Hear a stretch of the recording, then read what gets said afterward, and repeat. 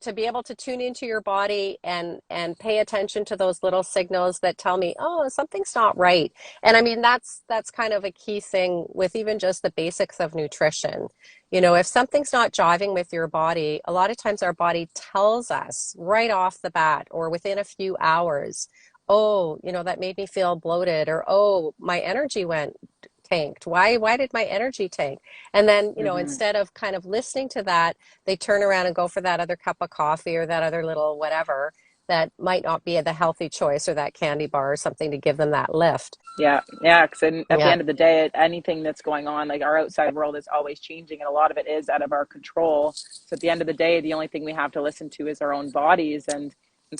unfortunately, the way that we've been conditioned a lot, we've been focusing so much on our external world that we're so disconnected from our bodies and what they're actually saying to us.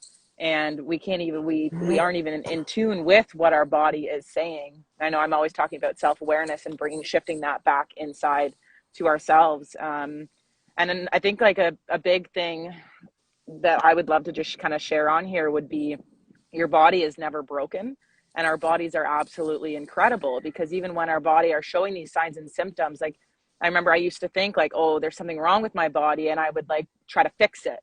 Right. But when you can shift that mindset and that perception you have of, oh, thank you so much for showing me this, like, let's dig a little deeper. Right. And like being able Yeah. to explore it from that curious place to be like, oh, wow, thank you so much for showing me that. So regardless what's happening in our external environment, like for anybody listening, like what is it that you're physically experiencing in your body, and does it feel good or does it feel bad? Because our bodies will naturally tell us what is going well and what isn't. And like you said, the frequency of our energy is really the factor that will show whether we are thriving or whether we are necessarily not. And food and nutrition is massively frequency based. Yeah, absolutely, absolutely. Because live food has a frequency and an energy to it. And as soon as you just shift that from a cooked food or processed food, the frequency changes, the energy changes. So this is why, you know, that 80-20 rule on a general realm of things is 80% raw, 20% cooked. You know, that's a high percentage. A lot of people wouldn't necessarily consume that. But you know Mm-hmm. that's sort of an optimal 80% alkaline, 20% acidic. You know, 80% of the time you're focused on eating for energy and eating for well-being, and the 20% can be the fun stuff. And a lot of times Mm-hmm. that's flipped around, right? So, Yeah. yeah, yeah. So, you know, and it's an education process, but I Yeah. just started a group challenge, not challenge, I don't like that word, a group initiative last week. And our whole first week was just talking about awareness and, you know, paying attention to certain things, keeping a little notebook, writing stuff down. What are you noticing?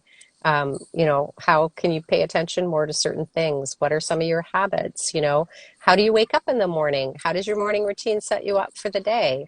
How do you go to Mm-hmm. bed at night? You know, what's going on for you? You know, Yeah. just little things like that that we often are on autopilot and we're just not paying attention. And it's awareness is the first step to change, right? So, Yeah. Yeah, I love that. So anybody listening, grab a notebook, start logging stuff and actually taking the time to do it, right? If we don't take the time to invest into ourselves, we're never going to get the results that we seek. And then we can't keep complaining about the same things. Well, we can, but it just does. That's actually suffering. yeah. And I And love that you, oh, sorry, go ahead. no, no, go ahead. I was just gonna say, I love that you mentioned about, I've never heard that before about like, and I have heard it, but like, I always usually cook my veggies and stuff. And now I'm actually going to be more conscious of not doing that and having more like actual raw veggies. Like you said, it changes the frequency of it. Cause I never really thought of it. I knew that it shifted a lot, like the actual nutrients in it, but it makes sense that it shifts some of Yeah. it. Yeah, it does. But also, you know, we live in seasonality, especially in the Northern Hemisphere. So, you know, to have raw food in the winter isn't actually very intuitive or, you Right. know, we need warming foods for our body. But at least to be able to make soups and stews where you're putting the whole vegetable and you're not draining the water out and you're keeping all the nutrients and all the vitamins in there. And, I'm all about, just natural ways to improve your digestion. One of the main things is cook with love.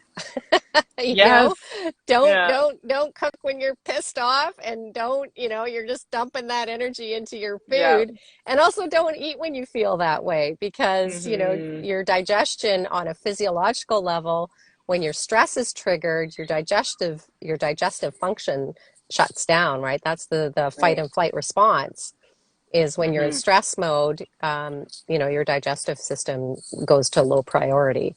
So when Hmm.